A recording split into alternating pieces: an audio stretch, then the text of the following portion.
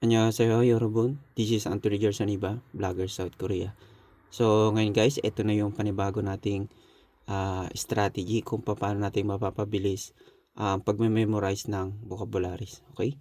So ang tawag ko dito ay fun strategy to become faster learner. So ito yung mga hugot strategy. So kung meron kayong alam na Korean vocabularies na na mayroong hugot, i-comment nyo lang po dyan. And sa mga gusto naman kumuha ng copy na to, mag-message lang po kayo. At isi-send po natin ng libre. Okay? So, ito number 1, example, kabang. Ito ay bag. So, ang basa dito ay, ito siya, kabang. Okay? So, ito yung hugot strategy niya. Kabang ka ba ako kapag nakikita kita? Okay? So, in Korean, ito na siya, nilagyan ko na siya na itong Korean. 저는 너 볼 때 긴장돼요. Okay? So, 저는 너 볼 때 긴장돼요. So, number 3, ito naman, pada. Ito ay sea or dagat. So, pag binasa natin siya, ito siya, pada. Okay? So, ito yung hugot niya. Huwag kang padadala sa matatamis na salita nila. Okay? So, ito yung mapapansin natin guys. Ito yung pada. Okay? So, in Korean, kudori talkumhan mare sukji masayo. Okay? So, yun yung basa niya. Babagalan natin.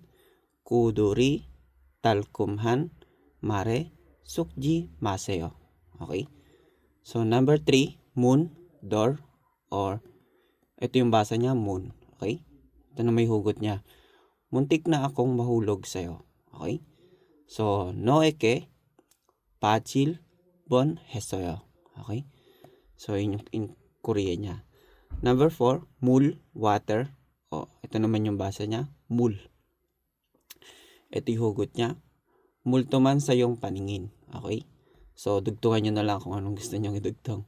So, in Korean, 너의 눈이 저는 유령 일지 몰라요. Okay? So, nagkamali lang tayo ng konti dun kaysa may konting bura na yun. Yuryong yan. Yuryong ilchi mulayo. Okay? So, number 5, last, bebuloyo. Okay? I'm full. Or, busog na ako in Tagalog. Okay? So, makita lang kita, busog na ako.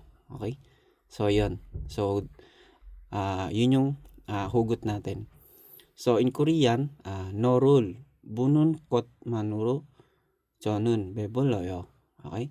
너를 보는 것만으로 저는 배불러요. Okay? So, ito yung busog na ako. Yan. So, yun guys, ang 5 nating example ng mga vocabularies. So, ito naman yung vocabularies niya na ginamitan natin dito ng sentences. So, itong kinjang, ang ibig sabihin niya ay nervous. Okay? Nervous siya or kinakabahan. Kinjang duida, ito naman, kinakabahan siya pero patuloy ang nararamdaman niyang kaba. Okay? So, yun yung ibig sabihin niya. So, ito namang number 3, yung yuryong, ghost, or multo.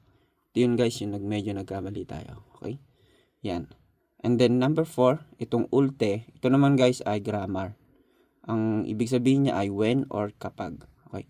So, meron na tayong nagawang video na to guys. Balikan nyo na lang po sa mga previous video natin. Okay? Ito namang 5, ulbon hesayo or rule bon hetta. Okay? Ito yung grammar na to, pang intermediate na to guys. So, ang ibig sabihin niya ay nearly did or almost did. Or sa Tagalog, muntik na.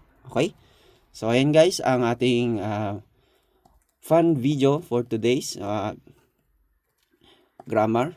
At I hope makatulong ito sa inyo. So, sa mga gustong kumuha ng copy or humingi, mag-message lang po kayo. So, ngayon lang guys, abangan nyo ulit ang mga susunod nating video. So, maraming salamat. Thank you and God bless.